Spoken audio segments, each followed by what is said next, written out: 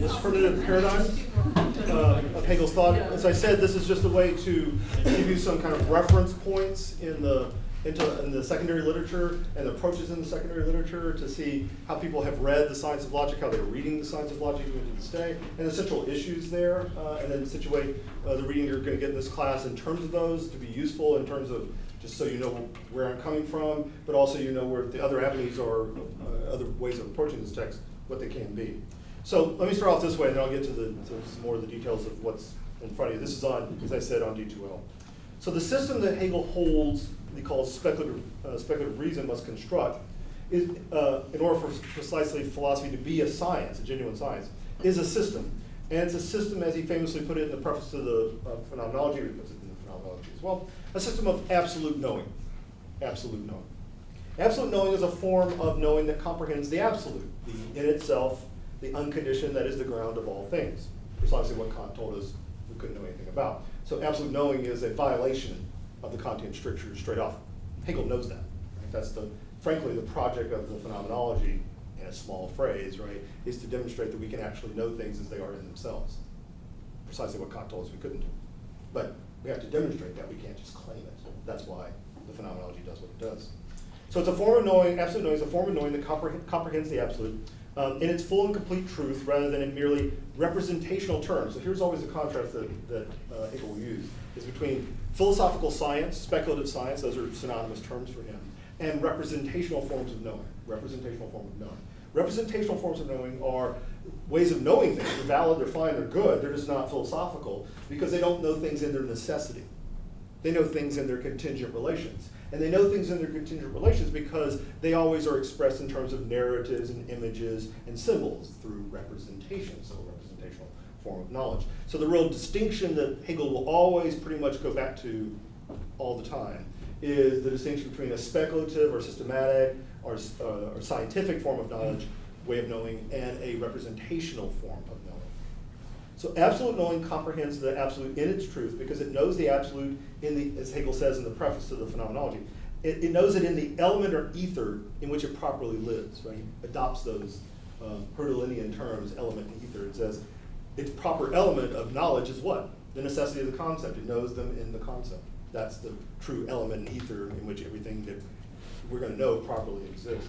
So the system of truth is thus a system of absolute knowing, and the content of a system of absolute knowing is what Hegel calls, in the introductions we're about to read, objective thinking. Objective thinking. Again, you don't go to that and go, oh yeah, sure, that took care of everything, thank you very much, that solved all my questions. You should go to that and go, okay, thanks for another contradiction in terms that we've now got to work through to try to make some sense out of. That's exactly what objective thinking is, but that is the proper name for what he's talking about. Now, objective thoughts are undeniably concepts. So the entirety of the system is to be a system of concepts, and we just talked about, with the critique from the ineffable, the critique from the memorial, the problematic standing of concepts and how they relate to reality. So objective thoughts are undeniably concepts, but it's important to note that the concepts that comprise the system of absolute knowing are not your standard garden variety concepts. You'll be surprised, or maybe not at this point, to learn. Specifically, they are not empirical concepts. So we're about to look at a bunch of concepts, being, essence, the concept of the concept, what do you call it? And all the subtitles of all the subcategories under quality, quantity, relation, modality, all that stuff is going to be categories or concepts that we're going to look at. But they're not empirical concepts. Why? Because empirical concepts are generalizations. So like the concept of book is a generalization over a bunch of books that are lying around in front of us. The concept of table is a generalization, text abstracts from this green cover, that green cover, this, whatever this is, vanilla cover. It abstracts from all those and says, books are these things. It's a generalization, right? That's an empirical generalization. It's a covering concept or a subsumptive concept. That is to say, it's so broad, it still captures what a book is. It still captures what a table is. It still captures what a human being is. It just doesn't, it's not tied to this or that individual. It's a generalization, an abstraction, would be another way of putting that. That's an empirical concept.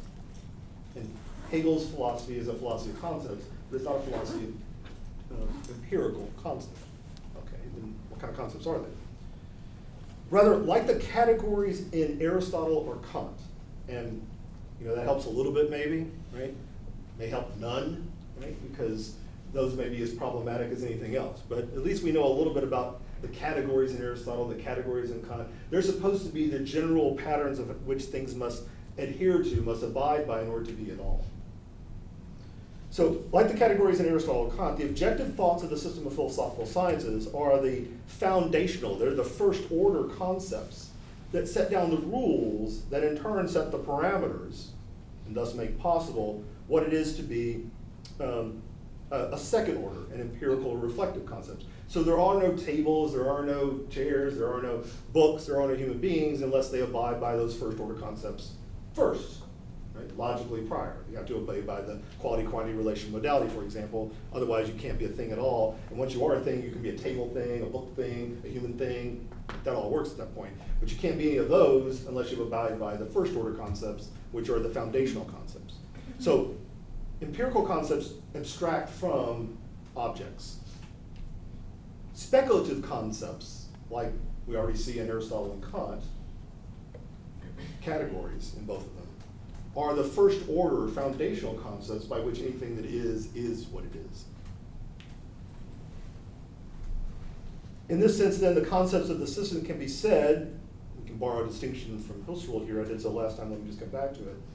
The logic then lays out the fundamental formal ontology, what it is to be an object as such, and the rest of the system, the philosophy of nature, the philosophy of spirit, lay out what we would call in Husserlian language, the material ontologies, that is, what it is to be a natural and spiritual object. So what is to be an object? To court, just what is that? That's what the logic deals with. And then ultimately, what is it to be a natural object? That's the philosophy of nature. What is it to be a spiritual object? That's the philosophy of spirit and nature. So formal and material ontologies, if that helps make some distinction for you. So all of those are the formal and material dimensions of what in truth is. It's the absolute. There's absolute knowing in a nutshell. Now we have said that the project of the science of logic is to set out the rudiments of a genuinely post-critical, that is Kantian, post-Kantian metaphysics. More specifically, that the science of logic is an ontology. Ontology is the science of being as such. An ontology of determinate negation, immanent differentiation.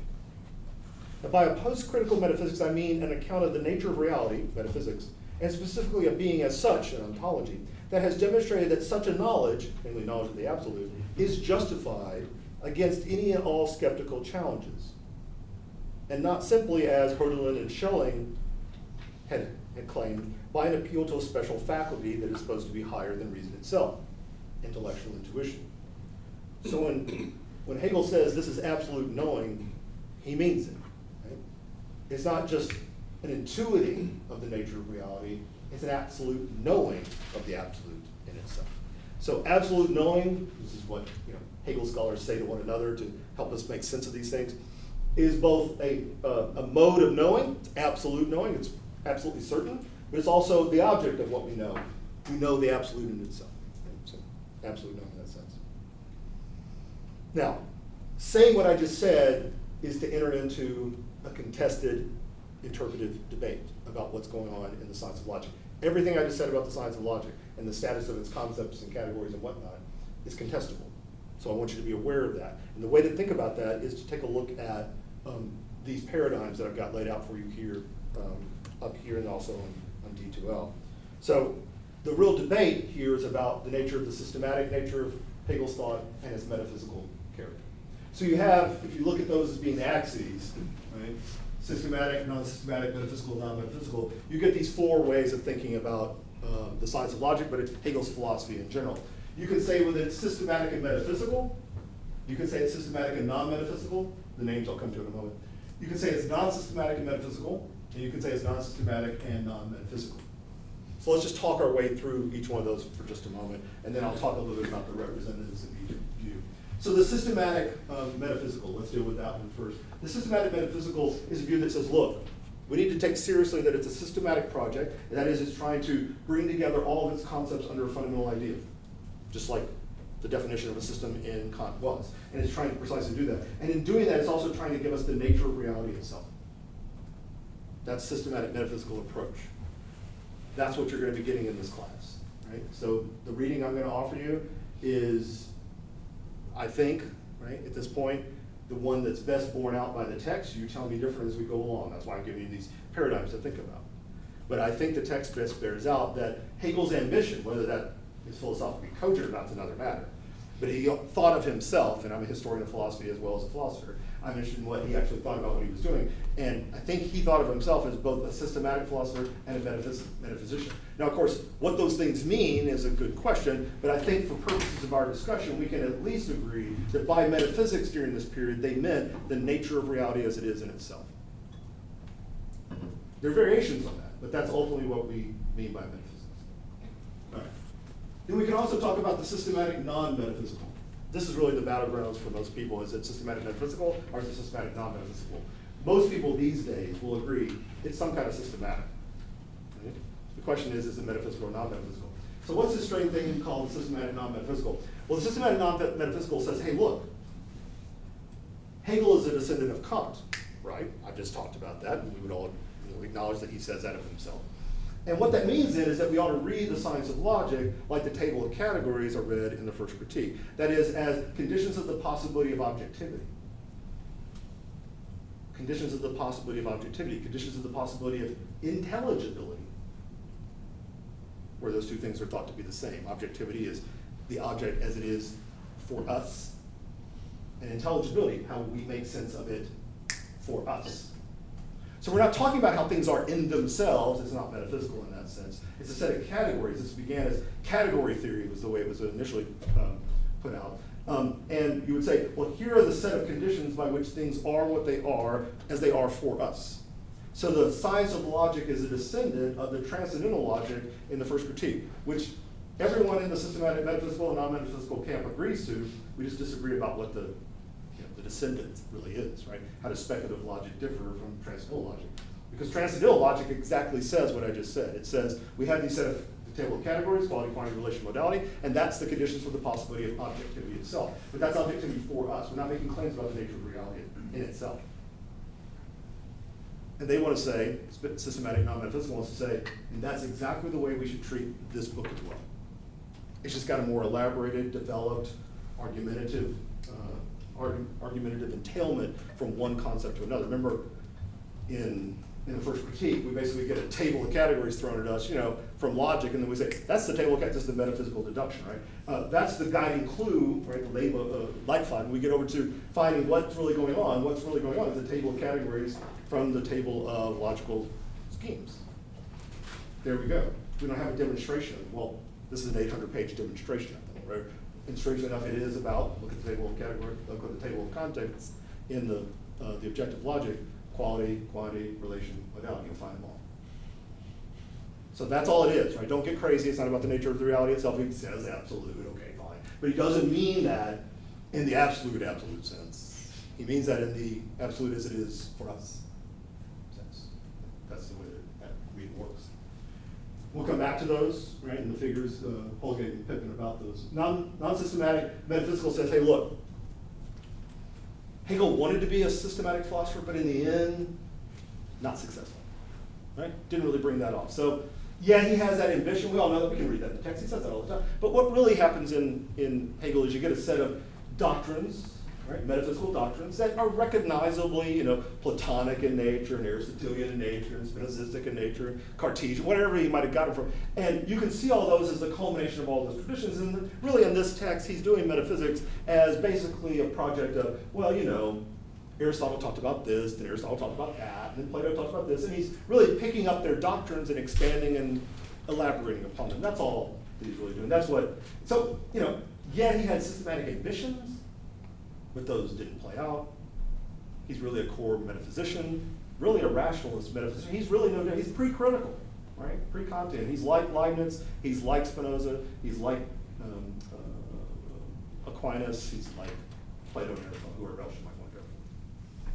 So that's the non-systematic metaphysical. What about the non-systematic non-metaphysical? Well, this says, look, not only did he have systematic ambitions that failed, his metaphysics also fails. Well, then, why is this an approach? Why are you even still reading Hegel? Right? I mean, at that point, if it's not systematic and it's not metaphysical, what's the point? Right? You might want to say 800 pages of crap. You don't need to spend your life reading 800 pages of crap. I mean, that's what you basically, right? As it said, it doesn't work, so why read it? There are valuable insights in it.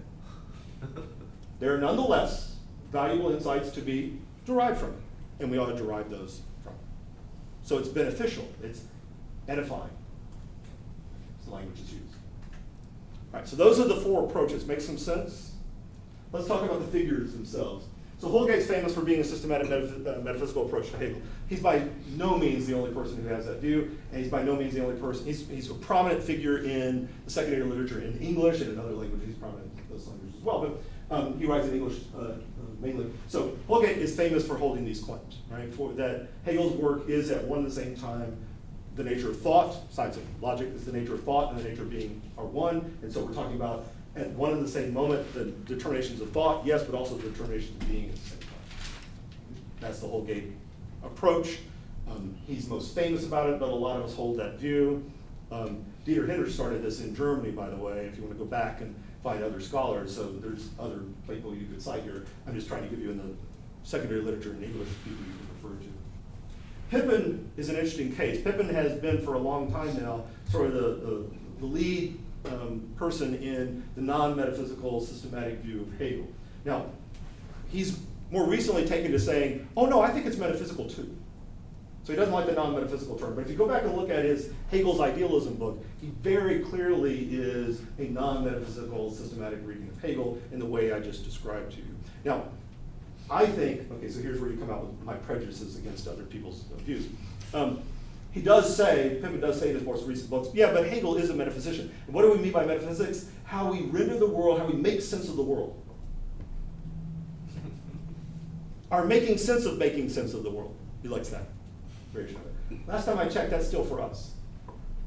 That's not what we really meant by metaphysics, right? Metaphysics is supposed to be the nature of reality as it is in itself, not as it is for us, the way we render it intelligent for ourselves. So I think that's a little bit of a cheat on the redefinition of what we mean by metaphysics. He has really good readings to make the case for this, right? So please don't misunderstand. But he's an incredible reader of Hegel. I highly, highly recommend his work.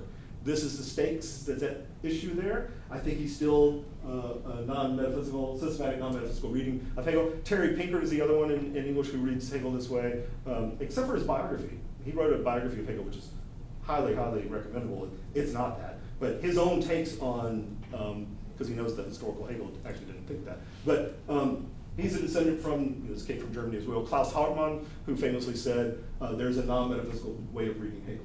Right? That's to read him as a category theorist, and that's what the science of logic is, a set of categories that are the categories of the possibility of something being existing, or better, existing for us, objectivity, but not as they are themselves.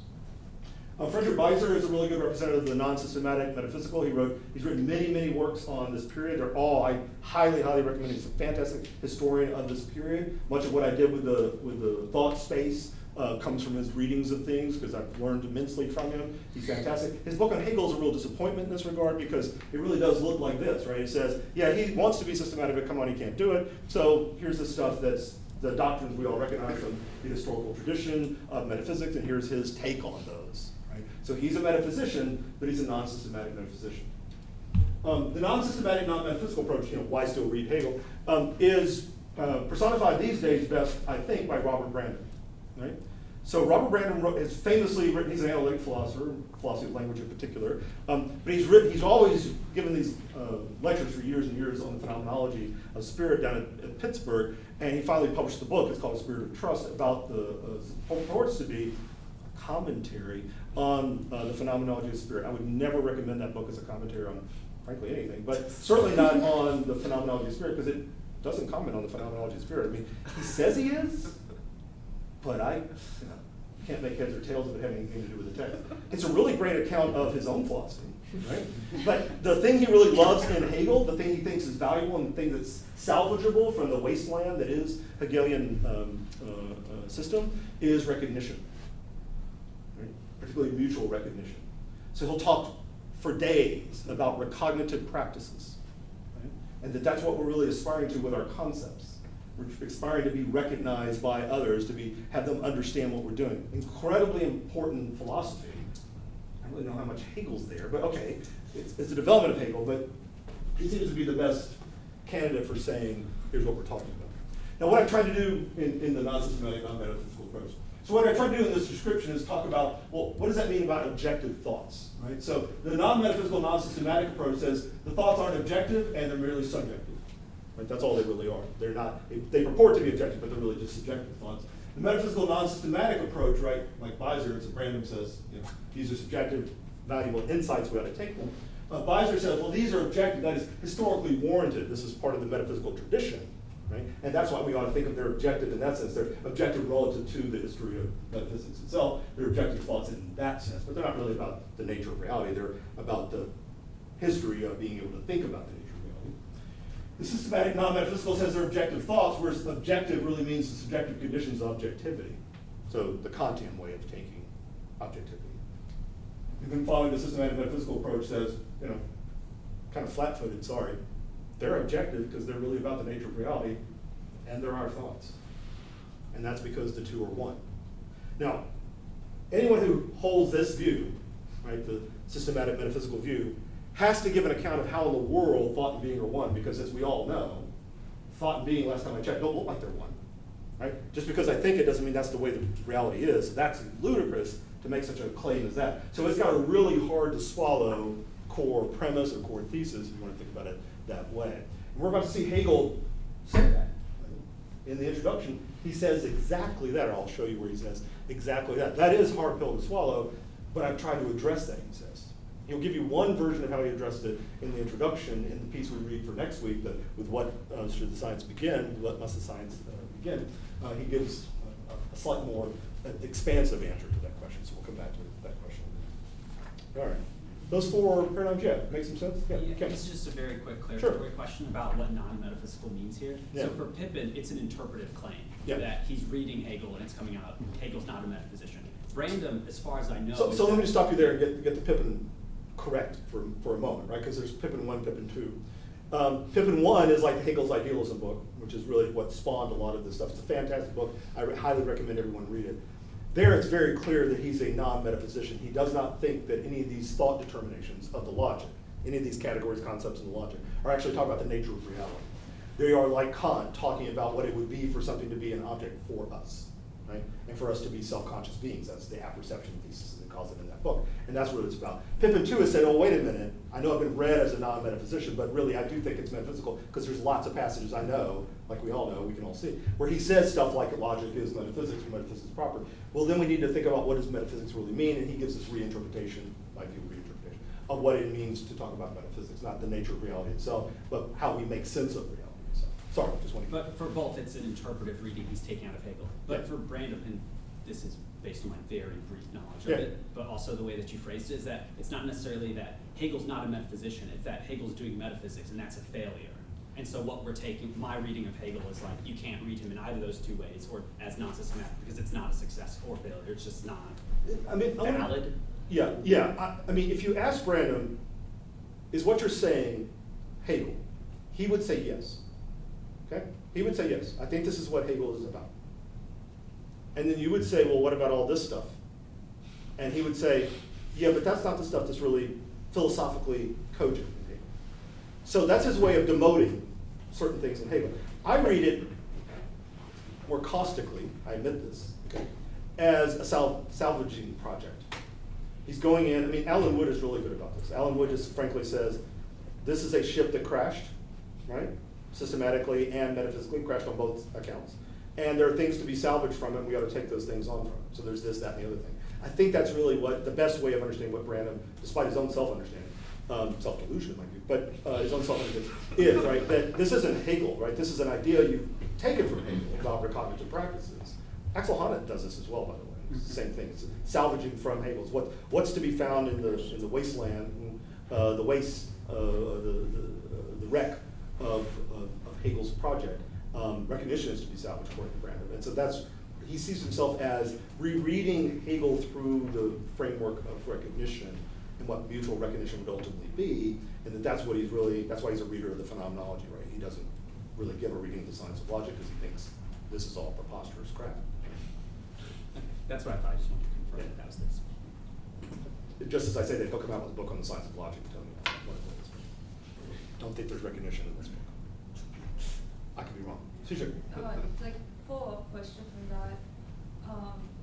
should we see like the Hegel scholars of like publishing like right now as like kind of like, do we see this as like a kind of like a XY graph, and these people are all like on the extremes and everybody's kind of doing like a mixture of everything? Because I was reading Karen Eng, like the concept of like Hegel and the concept of life, and I was wondering like where does Karen Eng stand in this, or or do other I went to a talk like last quarter.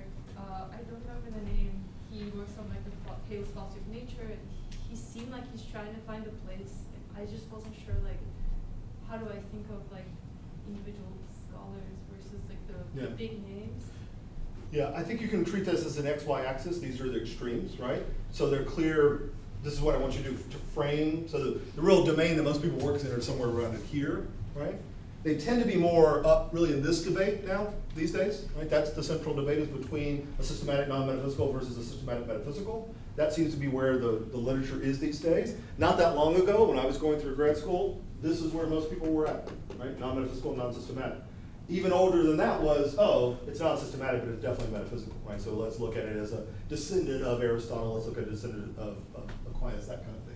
So these are older traditions. They're still alive. You'll still find them out there. If you talk to people who are not in Hegel studies, they hold some version like this, and they're like, why are you even still reading that crap?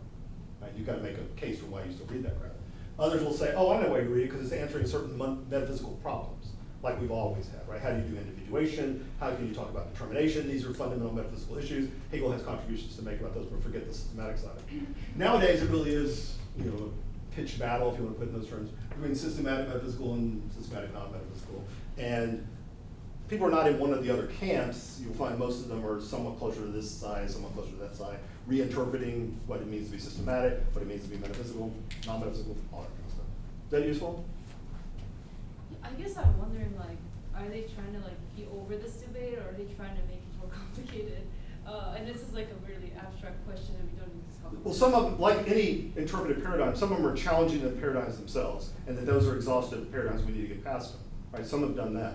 But as recently as, there's a book out now by Jacob McNulty from Cambridge that's about this issue, and he takes a systematic metaphysical view. Whether it's truly that or not is another matter, we can look at it, but that's clearly what he sees himself as doing. So he's framed himself within this debate and taken that side of it, right? And there's others who want to take this non-metaphysical, non-systematic, non-metaphysical, or the redone version of it in Pippin, that kind of stuff. So these are paradigms that are either still in effect or being challenged. So Karen Eng, I would put her somewhere close. I mean, she wants to be a non-metaphysical, but she turns out to be a metaphysical, is kind of what happens in that book. But you can see what you think about it. Yeah, Mohammed. I'm just wondering, is this fight really being had about the same meaning of metaphysics? As in, like, do all those people on both sides of the fight think about metaphysics and, like, define it in the same? And you said this kind They of don't thing. define it the same way. That's how that's part of the fight. Right. Is that, so like, when I said Pippin says, here's what we mean by metaphysics, that's how he can now claim that he's a systematic metaphysical, but he doesn't mean the same thing by it as Houlgate means. He means this is how we make sense of reality, not how reality actually is. Yeah, but I'm just, So that's a redefinition of terms in your favor, right? Which That's not a historical definition. Which you think doesn't work, sure, but also, if you want to say that metaphysics is just, the nature of reality, it is also not very historical because you just had the critical turn, and Hegel's not just going back before it. So, and that definition is valid for before. So there has to be some sort of qualification, right? So a post-critical metaphysics, which is what I think is going on. Right. And what would that be? Well, it can't be where you've evaporated the notion of metaphysics, or you've emaciated the notion of metaphysics down to nothing other than its conditions of the possibility of objects as they are for us. Mm-hmm. Hegel knows that very well, that option, that's Kant. It's not what he thinks the concepts are, these categories are. So what does it mean? Well, it means that you're getting the actual nature of things as they are in themselves. But you do that in a way that's critical, not dogmatic. How so? We'll talk about that here in just a second. Other comments, questions? Those, at least paradigms make some sense? All right. So I don't want to get you lost in the secondary literature at all, right? But I do want you to give you some reference points, kind of a little bit of a roadmap in the secondary literature. You can at least begin to see what those questions are. You'll see them pop up when you read the text, and you can at least use those, and as we go through the readings, see which one's more borne out, right? Because as I've tried to say to you, I'm in favor of one of those readings, but I'm not hopefully dogmatic about it. I'm forceful about it, but I'm not dogmatic about it. So I've learned from all those people, and I hope to continue to learn from all these approaches, right? So I admonish you to do the same. All right, let's go back to the questions we were left with from the 1812 preface. 3 questions. Why, in order for philosophy to be science, that is fully justified knowledge of things in their truth, why can't its method or procedure be drawn from other subordinate sciences? Why can't they be drawn from inner intuition? Why can't it be drawn from external reflection? Why can't we take over a methodology? First question. What is this, second question? What is this altogether new concept of scientific procedure he talks about in the preface? What's that? That is to say, what is the proper methodology of the science of logic? And as I said, maybe of Hegel's thought in general. So the question of method. All these are really questions of method, but that's explicitly done. Then thirdly, what does it mean to say that it is the nature of the content of a science, the science in this case being logic, that itself moves, already it's strange, what does it mean to say that content moves in any kind of way? In genuinely scientific forms of knowing, that it moves itself in genuinely scientific forms of knowing. And how are we to understand that it is this content's own reflection, not our reflection, its own reflection, that generates the content's determination? What the hell could that possibly mean? So for Hegel to answer all these questions, as he asserts in the introduction, and he proves it in the body of the science of logic. Remember, the introduction is an extra systematic piece of writing. It doesn't justify anything, it asserts, just like the preface did.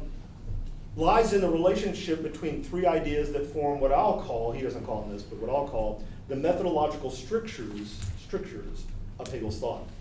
And that's these 3 ideas, these 3 strictures of immanence, necessary progression, and retrogressive grounding. Immanence, necessary progression, retrogressive grounding. He introduces all 3 of those ideas in varying ways, right? He introduces all 3 of those ideas in the introduction. So I want to turn to the introduction now to talk about each one of those. We'll start by talking about immanence, because that's the one he puts front and center. So take a look at the very beginning of the introduction. The 3 passages here. This is on page 23 in the translation. Very first line. I read this out last class, but let's come back to it again today. It says this. In no science is the need to begin with the fact. Fact here is, you can also translate as zakas, right? So as you get it here, it's the matter itself. It doesn't mean literally the facts that are in front of you. Here's what's the issue for thinking. In no science is the need to begin with the matter itself, the issue for thinking, without preliminary reflections. Now that's a toss-off line, right? You would normally just, that's a clause, dependent clause, without preliminary reflection. You haven't thought about it before. That's what that means. Felt more strongly than in the science of logic. Okay, but what does that really mean? Well, he begins to unpack this. Look in the next paragraph down, beginning of that paragraph. Logic, on the contrary, cannot presuppose, without preliminary reflections, cannot presuppose any of these forms of reflection, these rules and laws of thinking, for they are part of its content, and they first have to be established within it.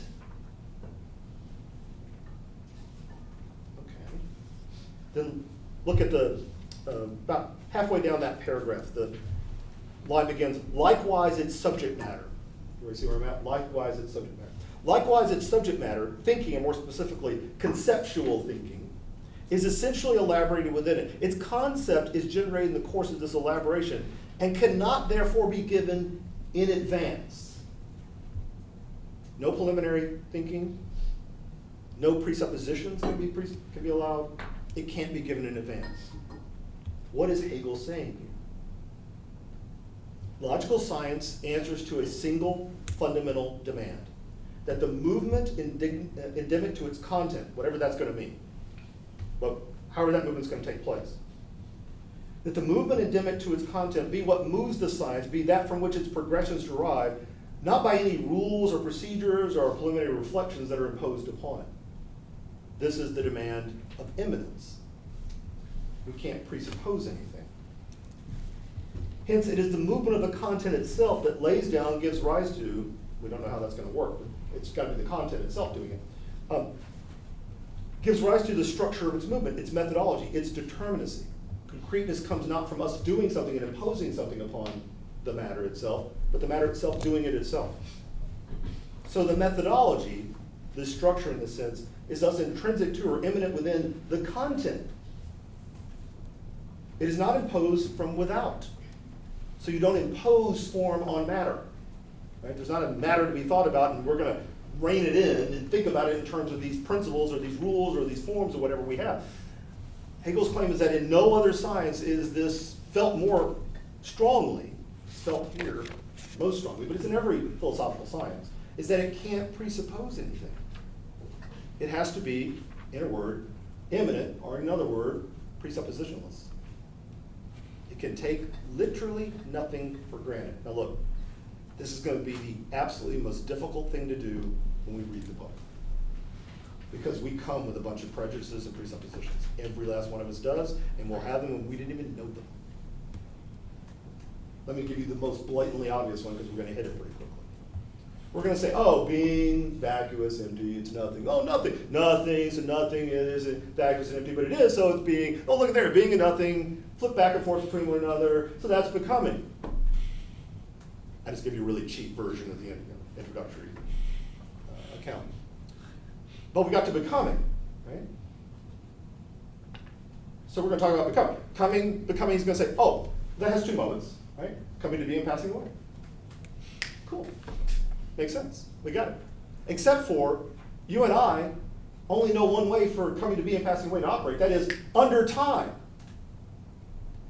Because we time coming to be. That takes time for that to happen. Passing away. It takes time for that to happen. Where's time? So you'll make a demand, right? There must be, temporality must be snuck in here somewhere. Because this is an experience we're having of becoming of something. None of which, literally none of which, are there yet. One of them, time, never in this book. That's going to be hard for us. We're going to say becoming requires time. Well, Hegel's arguing that becoming doesn't require time, experiencing becoming requires time. Absolutely. But we're not talking about experiencing it. We're talking about thinking it. Well, it takes time to, actually no, it doesn't. Well, then what kind of thinking is going on here? Right question to ask. Right question to ask. So my example there is simply to alert us to a difficult problem we're going to have all the way through. We're going to think becoming is the becoming of something. Not yet. It's just becoming as such. Without something becoming, very, very hard to get. But we have to resist the presupposition we bring into it. So this is what I call the patience that's demanded by Hegel's account. He's very frustratingly, agonizingly slow about developing one concept into another. Why? Because, as he would tell you, he's not developing one concept into another. He's letting the concepts develop into, remember the content is its own reflection and does its own movement? Yeah, well, we're tracking that. We're tracing that. We're observing that. And it's frustratingly slow, agreed. But that's because it entails what it entails and no more. To introduce anything would be violating the stricture of immanence. It would be to engage in preliminary reflections, producing presuppositions, and then using those to introduce those into this account. So what is needed then, as he says, is to refrain from taking over the form of what had previously counted as logic, empty formalism, the rules of thinking, and forget yourself, forget all of ourselves, and abide in the movement of the matter itself so that the content and the form are one. So a prerequisite of Hegelian speculative science, Hegel would just say of philosophical science, philosophy more broadly, is to set aside the presuppositions. Now, some of you just recently took a class on truth and method from Gottman. He says, can't do that. Cannot do that. It's part and part of our tradition that we can't do it. But Hegel's demanding, right, that that's the only way. If you're going to think about the nature of things as they are in truth, then you have to set them aside. It doesn't mean you have to reject them. means you have to set them aside, put them in abeyance, to use Husserlian language for this, to put them on hold. No longer fully invest yourself in them, no longer commit yourself to them. So take nothing for granted, assume neither rules of procedure nor even the subject matter, the object into which we are trying to inquire. Well, here's a problem. If we can't assume anything, then how are we going to get going? Normally we say, let's take this for granted. We literally say that sometimes, but we say, let's assume we can start with this. Something like that. We make an initial assumption, then we say, if you'll give me that, then we can work from there. So in Kant, it works this way. Let's assume we have experience.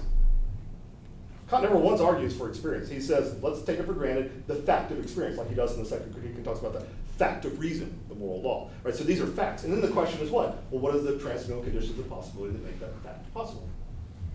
But the whole book can't get going unless you grant him we have experience. So he's operating under a presupposition, which he grants. I mean, he says it all the time. He's not demanding us be presuppositionalists. But if Hegel's going to say you can't have any presuppositions, not one, then how are we going to even get going? Notice, with what must the science begin is the question that he starts the book with. Because that is the question. If you can't have any presuppositions, then how do you start? How do you even begin? Apparently it does start because it's got 800 pages or something. But how did you get going? What's going to allow you? Can't justify. What's going to allow you to have a beginning in some kind of way? Now Hegel has a name for this. You're going to see this name come back in the with what must the science begin discussion. He calls this thinking abstractly. To think without presuppositions is to think abstractly. And he says that to think abstractly has a twofold sense. Right? Twofold sense to think abstractly. To think, he calls it to think purely or to think abstractly, is to disengage thought from its entanglement with all that it takes for granted. To disengage thought from its entanglements with all that it bears with it, its traditions, its presuppositions, the things it takes for granted. Things it doesn't even know it takes for granted. Right? You have to find those out along the way. In this sense, it is a suspension of thought's commitments, whether tacit, we aren't even aware of them, or explicit, to any and all preconceptions about both itself and the world that it inhabits. Huge demand, very tough to meet, to think abstractly in that way, to disengage from any preconceptions about thought and its world. So secondly, that's the first thing. Secondly, though, to think abstractly, though it's a kind of withdrawal, a suspension, it is not an escape into nothing. It's not an escape into nothing. So that's how we normally hear that, right? We think, oh, if you abstract from everything, then you got nothing. To think to think purely as a withdrawal. It is not escape into nothing. It not only abstracts from everything, but rather, having done this, it grasps its pure abstraction. It grasps its pure abstraction, namely the activity of thinking itself. And it grasps it in its simplicity.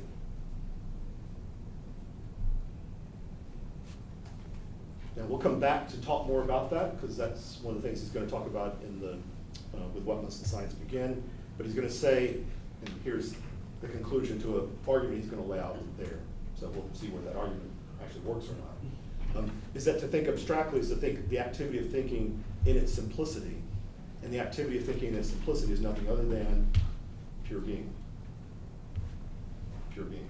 And that's why we start the logic with pure being. More about that next week.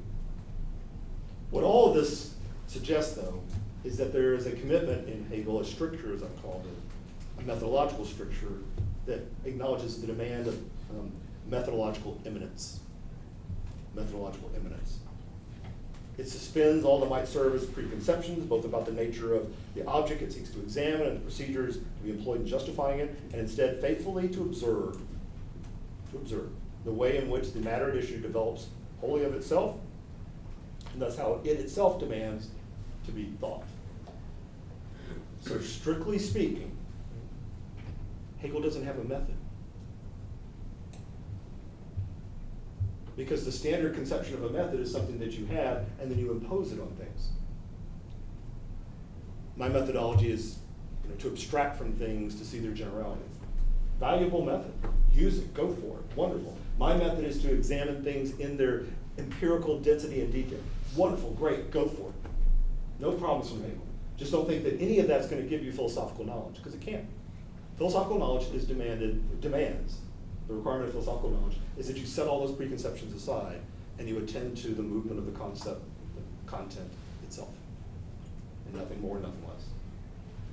And that's incredibly hard stricture to abide by because we want to put stuff in place. We want to say, well, and you're going to ask me this, and rightfully so, right? We all have this. Well, give me an example of that, Kevin. Show me where becoming's happening. And I'll say, well, you know, the tree is aging. Aha! Gotcha. That's temple. I tried, my friends. What's the problem with that? Well, you know, I've given you an empirical example of something that's conceptual. Ah, then it's just conceptual, Kevin. It's not real. No, the tree's aging is ontologically supported by becoming. But yeah, we experience it through time because we're human beings. But this is not a book about us. It's not a book about us. It's not a book about finite experience. As he's about to tell you, one of my friends always loved to quote this, it's about the determinations of the thoughts of God before the creation of the world. That's not about us, right? It's about God then. Yeah. But not God in the sense of, you know, transcendent being. It's about the immanent nature of reality itself. So methodological immanence. So philosophical science as a general philosophical enterprise therefore seeks to do nothing other than attend to the immanent conceptual unfolding of its object, the object we'll see as being. For it is only in abiding by this stipulation that dogmatism and skepticism can be avoided. Any presupposition you take is open to skeptical attack. It's either something you've introduced, unwarranted, unjustified. It's either circular, right? It's on pains of circularity, or it's something that you assumed, and you can't therefore have any kind of warrant for it. This is the problem. Those are all open to skeptical attack. So what then is the task then of this intro? What's it trying to do? Well, if the demand is immanence, then Hegel immediately says, this is literally on the second page. Take a look on, still on page 23, sorry. Take a look at the last 6 lines from the bottom on page 23. So after that passage where it can't be given in advance, the object can't be given in advance, then what he says is this. What is anticipated in this introduction? Anticipated. Not, notice, Hegel's careful. I'm not arguing for this, because I can't argue for this here. I can assert it, and that's what he's about to do. But I can't prove it here, because this is extra systematic. To prove it would be the task, one of the tasks of the actual system itself. We're not there yet. So what is anticipated in this introduction, therefore, is not intended to ground, as it were, the concept of logic. So I'm going to give you an anticipation of where we're going, but not the ground for it. Not going to argue, not going to justify it. Or to justify in advance its content and method scientifically, but rather to make more intuitable. Here's what I can do for you. I'm going to acknowledge that you're not there yet. Right? I can acknowledge that you live in ordinary thinking, which is bereft with all sorts of dichotomies, like form and content. All kinds of dualisms like that. And I'm going to acknowledge that and say, the task here is to do my best to provide what he called in paragraph 26 in the phenomenology, a ladder from ordinary consciousness where we live to speculative standpoint where we need to be to do the logic. So he says, but rather to make more intuitable. What is anticipated in this introduction is to make more intuitable by means of some explanations and reflections of an argumentative and historical nature. That means polemical.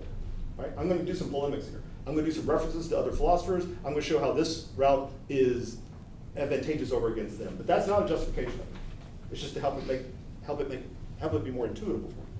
And what are we trying to make more intuitable? The standpoint from which this science ought to be considered. Remember he said in the preface, I've told you about the standpoint, not only the actual nature of this system, and what the science of logic will do, but I've told you there about the standpoint from which it does it. So the task of the introduction is thus not, note, to justify the method of immanence, of presuppositionlessness. Nothing that Hegel says here is like, here's an irrefutable argument for presuppositionlessness. Right? All he said in the first few paragraphs is, that's what it demands to do philosophical science. Now let me try to make that standpoint of presuppositionlessness, more intuitable for you. Let's see if I can help give you a ladder to this position. So it's not to justify the method of immanence of presuppositionlessness, the demand set out before. To ground the method preliminarily sketched above is the work of science proper. The account of method, there is an account of method in the science of logic. It's the last chapter. You don't get it until the end. Why? Because that's the only place where it can actually be justified. If it's the nature of reality, then it can only be the nature of reality that justifies it. And you've got to unpack the nature or let the nature of reality unpack itself, and then and only then could you say, oh, here's what that structure actually looks like. Here's what that methodology would actually look like. So the very last chapter of the book is about what he calls the absolute method for that reason. So the role and function then of the introduction is more modest. It doesn't try to justify the method. It doesn't try to justify, better said, the standpoint of presuppositionalism. But it is essential. It's to bring us closer to make sense of the standpoint of science before we actually enter the discipline. And that is this standpoint itself. So here's the problem of the latter from phenomenology, paragraph 26, brought up again here and acknowledged, right? Hegel always has this in front of every last one of his books. What I'm about to talk about is science. You're not there. Neither am I. We got to work on that. How do we work on that? By leading ourselves ladder up to this position, to enter into. Introduction is to lead you into this position, to establish this standpoint for you. Establish in the very basics. That's not a justify, but just what could this standpoint be? So it is solely from that standpoint, that of complete and total presuppositionlessness, that the account offered in the logic, whatever that is, its ontology, its argumentation, that's the standpoint from which it must be judged. Immanent critique is the only kind of critique that Hegel thinks is worthy of the name. So this sets in place a quite clear but importantly unique standard by which we are not just to read and interpret Hegel's arguments, but to evaluate them philosophically. To read Hegel philosophically means to be scrupulous about whether he is, at all points in the central line of his argumentation, adhering to presuppositionalism. So we're gonna worry tremendously over what each category means and how it necessarily transitions into the next category. And we're gonna obsess over those things. And one of the things we need to obsess about is not just what the hell is he arguing? That'll be there too. But is he introducing anything here that's extraneous? That would violate immanence. Is he assuming something or introducing something that comes later? Because if he does, then he's rigged the argument. And Schelling is right. It's not truly immanent. It was set in place by a telos that it had all along. So no argument in Hegel can ever take the form of, well, as we will see, so that makes this the case. There are no provisional forms of argumentation in Hegel. We don't provisionally look at the end and then come back and reconstruct the beginning from that provisional insight. There is no teleological constraint, at least if he's doing what he's supposed to do. There's no teleological, the end doesn't determine how the arguments are actually fashioned. If Hegel's right, then we should let the content develop as it develops without any extraneous input from us.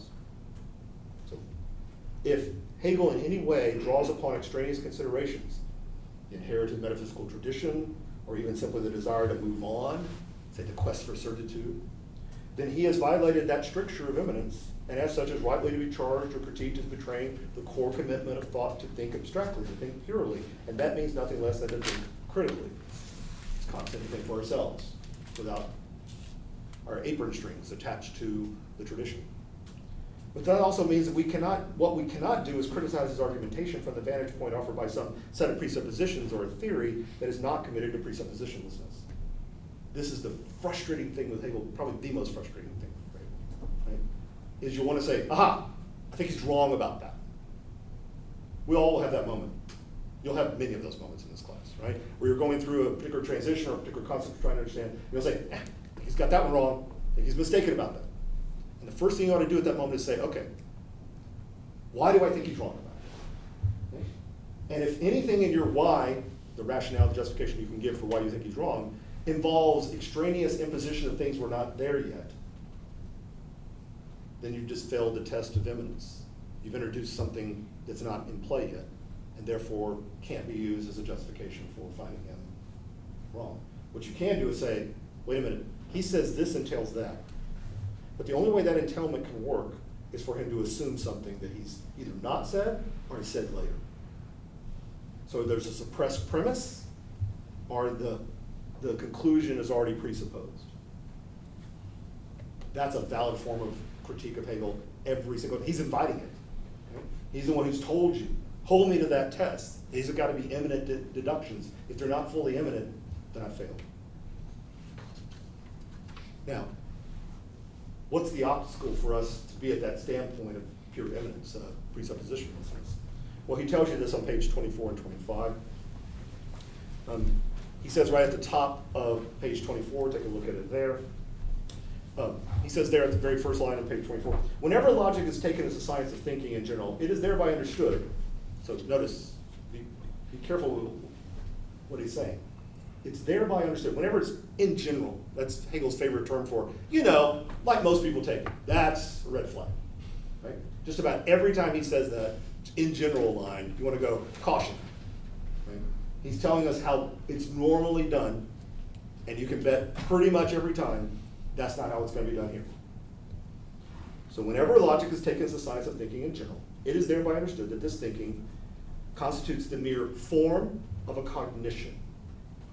That it's formal. Now we've already heard this in the preface. This is what happens. Last 25 years have done what to metaphysics? Done away with it. What's it done to logic? Completely formalized. So it's just about the form of thought. It's not about the content of thought. That logic abstracts from all content, and that the so-called second constitutive piece that belongs to a cognition, the matter, must be given from elsewhere. Now we see that in Kant. Right? That's the way Kant thinks about it. The sensible matter has to be given from, but the form is already, we have the form, the matter comes from without. He says, but look, that's not just Kant. Come on, that's how we think about logic in general. Kant's just a descendant of that tradition.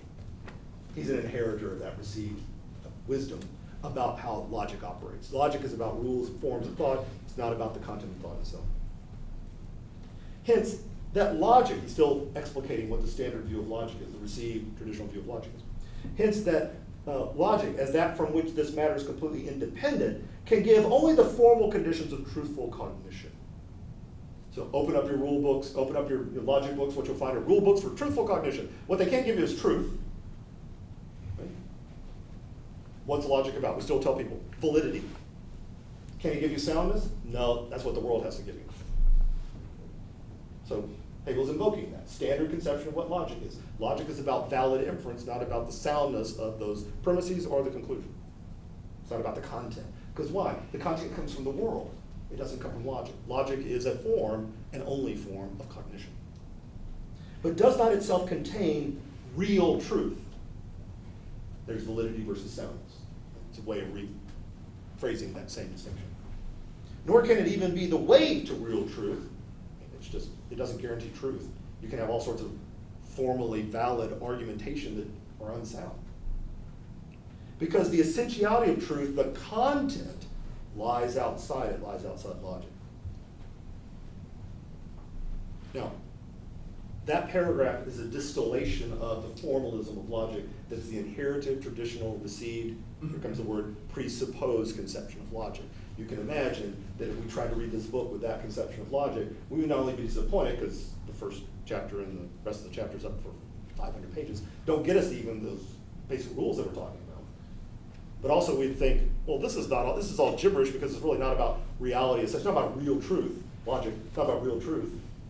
It's about truthful cognition. So he says there's three core prejudices that this science of thinking in general, this traditional way of viewing of the science of thinking, logic is the science of thinking in general, that afflict. There's three presuppositions that afflict the ordinary common view of logic. He says this on 24 to 25. It's afflicted in its content, obviously, its truth, they're already there, he's just unpacking them here, and its form. Logic does not, so first of all, content. Logic does not abstract from all content because thinking and its rules are the distinctive content of logic, but they remain the rules of thought alone. Right? So if it has any content, it's just rules, forms. That's all logic is about. The rules regulating concepts, regulating judgments, regulating inferences. That's all it really does. Truth, because thought and its object, namely the world, being, are considered as two distinct and independent things, truth is understood as the agreement of thought with its object, the correspondence theory of truth. Then finally, form. In its relationship to the object, in its reception and formation of material, thought does not go outside of itself, but rather remains concerned solely with itself. So the traditional conception of logic, which he lays out on the top of 24 and expands upon for the rest of 24 over to 25, is really afflicted by these preconceptions of what it is. The only content it has is the content of the rules that it is itself. Those are purely formal. It doesn't really know about truth because truth is outside it. So if there ever is truth, it's a matter of the correspondence between these cognitions and their form and the outside world is where they match up, where the adequatio happens, right? And then finally form, that's all there is. There's nothing really central to logic itself except for its formalism. Now, Hegel's claim is that those conceptions, those determinations of logic are prejudices that become errors whenever they're taken over to the sphere of reason. So presuppositionlessness is going to have to mean what? Let go of those prejudices. So just walk your way through them. Let go that the only content that logic has is its own rules. Let go that truth is outside of logic. Let go that the form is all there is to logic itself. So you've got to discard all those because if you don't, Hegel says, they will bar the entrance into philosophy itself. Look at page 25, first full paragraph down. These views on the relation of subject and object, everybody see where I'm at? These views on the relation of subject and object to each other express the determinations that constitute the nature of our ordinary phenomenal consciousness. So there's his flag for this is our received view of logic. This is the presupposed, what we take for granted about the nature of logic. He's just told you you've got to set those things aside. He's now identifying what's got to be set aside. Look what he does. However, when these prejudices are carried over to reason, as if in reason the same relation obtained, this is fine for your everyday life, right? He's not against teaching validity and soundness as separate. Go teach your critical thinking classes and go teach your formal logic. He has no problem. He's not trying to destroy formal logic. But once you take that up and say, okay, that's the way we have to deal with thought when we're talking about reason and philosophical science, that's when we have a problem. He says, however, when these prejudices are carried over to reason, as if in reason the same relation obtained, as if this relation had any truth in and for itself, then they are errors. So the prejudices become errors. And the refutation of them in every part of the spiritual and natural universe is what philosophy is. The refutation means we've got to lay them aside. Not reject them. So you can hear refutation there is show to be wrong. But what he really means by is they're set aside, set them aside, set them in abeyance. Make them no longer in action. Or rather, he says, since they block the entrance to philosophy, well, come on, those are fighting words. Right? We're trying to do philosophy. So if they're in the way of our doing philosophy, we definitely need to set them aside. So since they block the entrance to philosophy, they are the errors that must be removed before one can enter it. This is what you've got to let go of. But I don't want to let go. Right? I mean, that's what you should say back to that passage. You should say, but I'm not so sure I want to. I'm really not so sure I can. Okay? If you're a hermeneutic, like Gadamer is, like Herder was already, then you're going to say, whoa, we're tradition determined. Or better, we're tradition informed. And we can't just, slough those things off like this morning's mail. Right? Oh, I don't need that. Throw it out in the waistband. No. We're going to have to work on this. And maybe we're not actually be capable of doing it. Hegel's well aware of that. What he just said, he knows what he's saying. He knows what he's demanding of himself, yeah, but what he's demanding of his readers. So he spends the rest of the introduction doing what? Trying to make a case for how you can discard these things. Now, the way he makes that case here is polemical. He does not argue for it in the scientific, systematic sense. He doesn't produce a deduction, an imminent deduction of how to do it. He goes to history. If the problem is the historical reception of these things, then let me go to history to try to make the case against it. I'll make a polemic against it. This is not a philosophical argument. This is why this piece I'm saying is not philosophy for him. It's not philosophy. It's extra systematic. It's literally not philosophy. What is it trying to do? It's a bridge to get you there. It's the ladder. Right? It's trying to get you to the standpoint of presuppositionlessness. And what you're saying on page 25 is, can't do it, too much, asking too much. You're asking me to abandon my received way of understanding thinking and what logic is to thought. Come on, I can't do that. So he does two things here in the next few pages. So I'm talking about here pages 25 through 29. 25 to 29. I'm going to talk in general about this. I'm not going to go through one of these in particular in any detail. I'll go through the other one in some detail to make some sense of it. So on page 25 to 32, so let's start with that, 25 to 32, he lays out historical reflections, right, that try to say, but you can let go of these things. You can abandon them, right? You can set them aside. It's possible to do that. Historical precedent actually says you can do this. And he makes a case for that. He goes all the way back to ancient metaphysics and all the way up to Kant and Fichte, right? Then he goes back again to Plato and then comes all the way back up to Kant, right? One's about the form, the other's about truth. He lays all that and he says, there's premonitions, if you want to put it in those terms. There's anticipations of being able to do this in the historical tradition. So if history is your problem, let's go there. Let's make the case. I'll show you where there's anticipations of some possibilities of doing this throughout the metaphysical historical tradition, right? It's there. So that's the first thing he does, is a historical reflection. We know that's not systematic because it's historical, it's polemical. He's saying, well, some philosophers have thought you could do this. Notice, that for Hegel is never sufficient to demonstrate the truth of anything. Just because somebody's thought it doesn't mean a damn thing to him. Even if they thought it really well, right?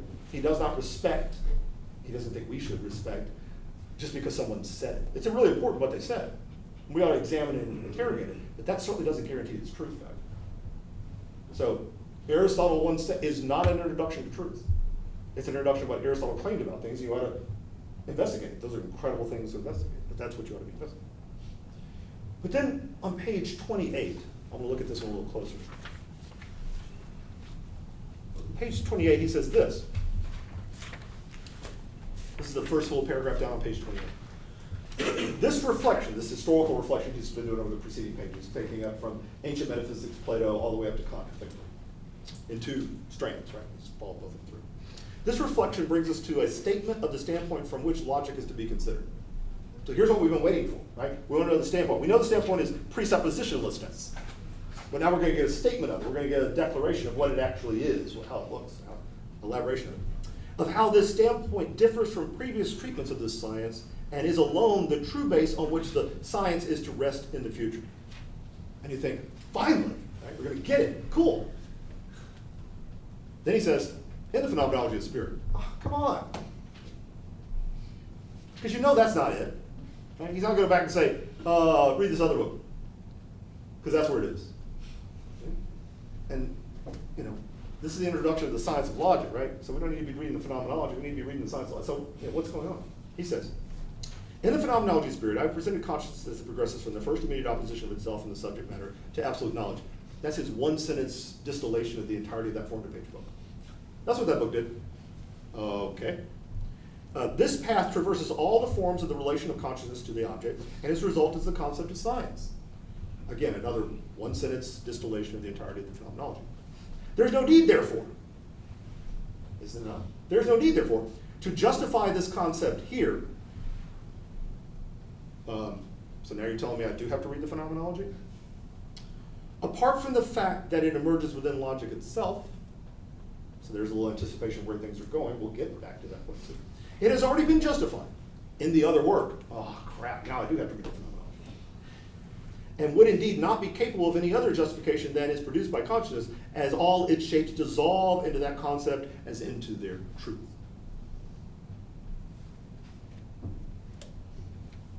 So we get to the standpoint how? Well, the historical record, he's saying, suggests some ways in which some possibilities that have already been, they're already out there. They're not the prominent, right? They're not the prominent moments in the tradition, but they are resources in the tradition by which we can think this standpoint where logic is not bound to being merely formal, to having no content except for its own rules, to not having truth as its content, to being purely and only formal. We see some inklings of that in the historical record. Okay, fine. Then that gives us a little bit of, you know, a ladder a bit into the standpoint itself, where we need to be. But then he wants to say, and also, I dealt with this in the phenomenology. What did you deal with in the phenomenology? He tells you, I dealt with this problem that's undergirding all of this formalism stuff. What's that? The subject-object divide. I showed in the phenomenology what? Fundamentally. I showed that the subject can't be distinguished from the object, that the subject and object are one, that thought and being are one. Welcome to absolute knowing. He says, page 29 now, first full paragraph down. The concept of pure science and its deduction, that's what absolute knowing is, right? Its deduction is the phenomenology, is therefore presupposed in the present work. Oh, okay, wait a minute, I caught you, Hegel. There, right there. You just said something's presupposed. We're not supposed to have anything presupposed. So, aha, I got you. It's not evident. That's what he says. Is therefore presupposed in the present work insofar as the phenomenology experience is nothing other than that deduction. Okay, so the phenomenology sets up the logic. How does it set it up? By showing that thought and being are one. So the standpoint where you don't have the form-content divide is wherever you have thought and being are one, because then you don't have a separation between the form of thought and the matter of thought, the content of thought, being. If thought and being are one, then form and content are one. Absolute knowledge is the truth of all the modes of consciousness. That's the phenomenology, from sense certainty all the way up to absolute knowing. It's the demonstration that absolute knowing is the truth of all those other modes of knowing. It's all those other subject-object divides, is that you actually know the absolute because thought is one with being. As the course of the phenomenology brought out, it is only in absolute knowing that the separation of the subject matter, the object, from the certainty of itself is completely resolved, dissolved, you could say. Truth has become equal to certainty, and this certainty to truth. Pure science thus presupposes, he comes back to that same language, right? He knows what he's doing. He's told you can't have any presuppositions, yet he's telling you there's a presupposition here. How does this work? Well, look at what he says. Pure science, what we're about to do, thus presupposes the liberation from the opposition of consciousness. There is, for Hegel, the task of the phenomenology. Liberation from the opposition of consciousness. The opposition of consciousness is subject-object divide. Consciousness is over here. The object about which we are conscious, the world, is over there. And what the phenomenology is supposed to have shown is that thought and being are one, that consciousness and its object, certitude and its object, are one. It contains thought insofar as this thought is equally the fact, the matter as it is in itself, or the matter in itself insofar as this is equally pure thought, thought and being one. As science, truth is pure self-consciousness as it develops itself and has the shape of the self, so that that which exists in and for itself is the conscious concept, and the concept as such is that which exists in and for itself. Thank you, what the hell does that mean? Well, that's Hegel's convoluted way of saying thought and being are one. Then he unloads from there. Middle of page 29. This objective thinking. So now we know what objective thinking is supposed to mean. It's supposed to mean that thought and being are one. That it actually is objectivity, and that it is thinking at the same time. It's thought and being at the same time. It's literally what that contradiction in terms, right? Because thinking is subjective, it's not objective. Objective is not thought.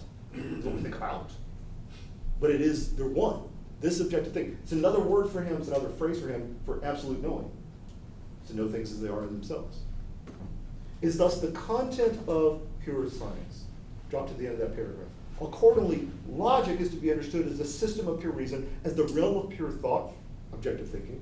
This realm is truth unveiled, so now it's not beyond us, it is actually included within thought itself. Truth is not outside, content is not outside, truth is not outside of thought, it is immanent within thought itself. This realm is truth unveiled, truth as it is in and for itself. It can therefore be said that this content is the famous line, exposition of God as he is in his eternal essence before the creation of nature and of finite spirit. Now there's Hegel, a bit of rhetorical hyperbole, right? But he likes it because he thinks it's right. Right? This is the nature of God before there is anything that's created. If you buy into that narrative, he thinks that's representational knowledge, right? Contingent, but let's buy into it for a moment. This is polemics, right? This is not a justification. It's not science. So he's asserting this is what God would be before the creation of nature, which I'm going to write a philosophy of nature, and the finite spirit. I'm going to write a philosophy of spirit, by the way, to go with this. So this is what precedes all that. This has priority over all those things. This is how fundamental the ontology, the metaphysical ontology I'm about to lay out really is. Now, I want to say back to that, but it sounds like then this is all predicated on, built upon, the phenomenology working. What if I don't think the phenomenology works? What if that argument fails? Doesn't just have a kind of kind of regressive foundation that's constantly receding. Right? That there is no first, because I can constantly go back and go back and, and none of them ever work. Isn't this a problem? A ceaseless foundation that has no foundation, it's not secure. All Hegel thinks he's doing in this preface is this. He's trying to provide you ladders into the standpoint. Historical ladders, ladders he's already written himself. All these are avenues, pathways into the standpoint of objective thinking. So frankly, he doesn't care if the phenomenology worked or not. Because nothing in what he's about to do is predicated on that. Remember, we can't presuppose anything. We also can't presuppose the phenomenology. We can't presuppose this historical analysis that he's done is true either. We can't presuppose a thing. But how do we get there? Well, he's provided an avenue through history, and if you don't buy that, or if that's not enough, so that's not sufficient for you, then I try to work it out in phenomenology, so go there.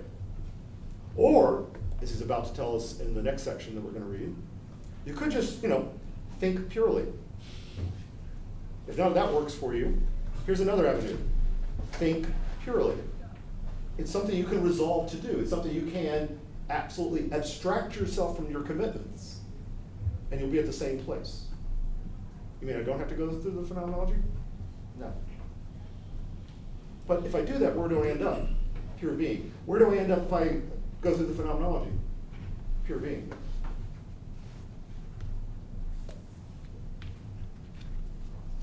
So with what must the science begin is the next question, precisely because, okay, if we're going to have something that's systematic, that's going to establish what the starting point is, it can't be these reflections that we've just engaged in, historical and his own previous work.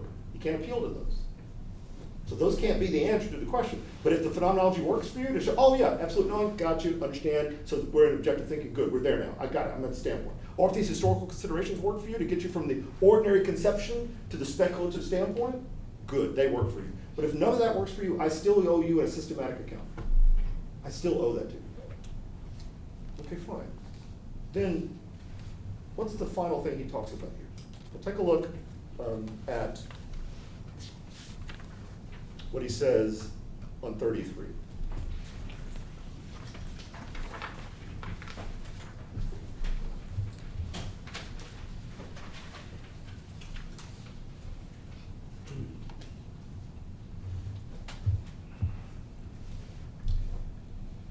So he has many different ways of talking about this. We've already seen it in the preface where he says that this is how the content moves itself, right? That the methodology of this new standpoint is going to be simply letting the concept, the content itself, develop of its own reflection into itself and then determine itself in that precisely that way. And so he comes back to that here and he tries to explain what that is about. So take a look on 33. He says, this is a 1, 2, 3, 4, 5, 6. So he's talking about method here. The true method of philosophical science falls within the treatment of logic itself. That's going to be at the end. But then he says, for method is the consciousness of the form of the inner self movement of the content of logic. It's just awareness of the inner self movement, the content of logic. That's that same line basically he's already given us from the preface, right? That it's how the content moves itself. What is that? And then he says this. In the phenomenology of spirit, I have presented an example of this method with respect to a concrete object, namely consciousness. So, if you're familiar with the phenomenology, here's an example by help. But then he's going to expand beyond that example. Look what he says. At issue there are shapes of consciousness, each of which dissolves itself in being realized, has its own negation for result, and therefore has gone over to a higher shape. Now, if you don't know anything about the phenomenology, right, this is useless for you. But if you've read the phenomenology, you say, oh, sense certainty does lead to perception. Perception leads to understanding. Understanding, goes on and so forth from there. These shapes of consciousness, as they're called, they're literally called shapes of worlds, move on, right? They entail one another because of some inner problem. But the problem there is always consciousness tries to know the world. It comes up with what he calls in the phenomenology a standard of truth. Here's the way the world is. It then goes out and does what consciousness does, which is tests that standard against reality. And reality says, no, not right. Well, not right in this respect. It negates, reality does. But it doesn't negate wholesale. It doesn't say, try again, fool. Right?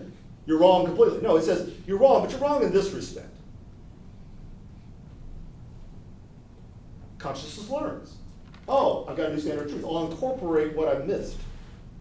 So it comes back with a new standard of truth, a revised standard of truth. And it says, I'm going to try this one out. The world goes better, but still wrong. Wrong in this respect. It negates again. The negation is always determinate. It's never abstract. The world doesn't say no. It says, no, not this way. Now that's how it operates in the phenomenology, because that's about consciousness. It's about the relationship between consciousness and the world. And that's how you progress from certainty to perception to understanding, so forth. This book's not a phenomenology. It's not about the relationship between consciousness and the world. Remember, that's what it's just been told us. The standpoint here is thought and being of one. So the standpoint of consciousness is no longer on the table in this book.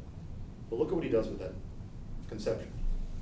In the phenomenology spirit, I presented, he says, namely consciousness. At issue there are shapes of consciousness, each of which dissolves itself in being realized, has its own negation for result, and therefore has gone over to a higher shape. The one thing needed to achieve scientific progress, and it is essential to make an effort at gaining this quite simple insight into it, is the recognition of the logical principle that, here it comes, this is Hegel at its very core, that negation is equally positive. Negation is equally positive. He knows what you think about negation. Negation is inherently and completely destructive. But it's not. It's positive. Or that what is self-contradictory does not resolve itself into a nullity, it doesn't vanish, into abstract nothingness, but essentially only into the negation of its particular content, or that such a negation is not just negation, but is the negation of the determined matter, the determined fact, which is resolved, and is therefore determinate negation. It's not abstract negation, it's determinate negation. That in the result there is therefore contained, in essence, that from which the result derives, a tautology indeed, since the result would otherwise be something immediate and not a result. Because the result, the negation, is a determinate negation, it has a content. It, not me, I didn't give it its content, it has it itself. It is a new concept, but one higher and richer than the preceding concept. Richer because it negates or opposes that preceding and therefore contains it, and it contains even more than that, for it is the unity of itself and its opposite. It is above all in this way that the system of concepts is to be erected. Now notice, that's not something I'm doing. That's not something Hegel's doing. That's something we're observing, we're watching, we're seeing, we're tracking, but it's something the content does of its own accord. This is not a phenomenology. The content does its own construction. There is no consciousness trying to learn from the world what's being negated. The concepts are negating themselves. That determinate negation is a feature not of the consciousness-world relationship, like it is in the phenomenology. Absolutely it's there. But here, determinate negation is endemic to being itself. Being others itself and becomes other than itself and thereby progresses. It has a determinate content by virtue of that. The way you put it in the preface, it reflects itself. It determines itself as other, reflects out of itself, becomes other than itself. It is above all, he says, in this way that the system of consciousness to be erected and has come to completion in an unstoppable and pure progression that admits of nothing extraneous. Just to remind you, this is an imminent progression. Now, if that makes any sense, and I appreciate that it might not, but let's, at least for the moment, grant that it might make some sense, then I think we can address our three questions again. I'll come back and talk about these next week, but I do want to put them in place at least for today. Why, in order for philosophy to be a science, can we not take over forms of methods from other sciences?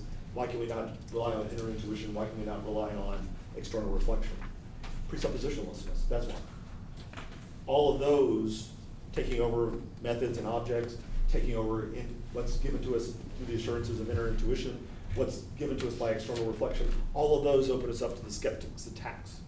They'll say you presuppose something, and that's unwarranted and unjustified. Therefore, we'll be open to precisely the skeptic's attacks in that way. So presuppositionalist is why we can't take over a method. What is that altogether new concept, that altogether new concept of scientific procedure? Immanence. We're committed to the content developing of itself without extraneously imposing something upon it. It imminently develops of its own accord. Then finally, what does it mean to say that the nature of the content of a science itself moves itself in genuinely scientific forms of knowledge, and those are understood as the content's own reflection? Concepts inherently negate themselves. and thereby are determinate by virtue of that. And what does that do? Here, I'll come back and talk about this next time. This is too much to throw at you at the last minute, but let me at least throw it out there. We'll come back and talk about it. When it does that, when it negates itself, others itself, it becomes other than itself, becomes another concept. That other concept that it becomes then is the condition of the possibility of the first concept. It's what makes that first concept whatever it is. And in that sense, it's the ground of the first concept. The result is the ground. This is back-ass, makes literally no sense, right? You're supposed to start with the ground, my friends, and then build out of that. Hegel says, no, in fact, we go reverse. We have to go reverse because the content determines. We go from the abstract to the concrete, but the ground is in the concrete. It's retrogressive grounding. It goes backwards. And backwards is how we get to the ground. We regress into the ground, he says. It's playing a German phrase. We regress into the ground. We fall back into the ground. That's what it means to fall apart. We actually fall back into the ground. So this notion of determinate negation and retrogressive grounding, I'll come back to those. Immanence as well. We'll come back to those next week. We'll talk about those.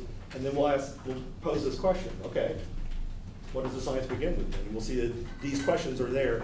And that text, with what must the science begin, is a hybrid text. Let me just give you this. It's a hybrid text. See if you can figure out what's hybrid about it. It's a systematic text, absolutely, but it's also still a polemical text. Part of it's polemical, part of it's systematic. See if you can figure out where the break is. We'll talk about that next week, and then we'll be off into being itself from there. All right, thank you. See you next week.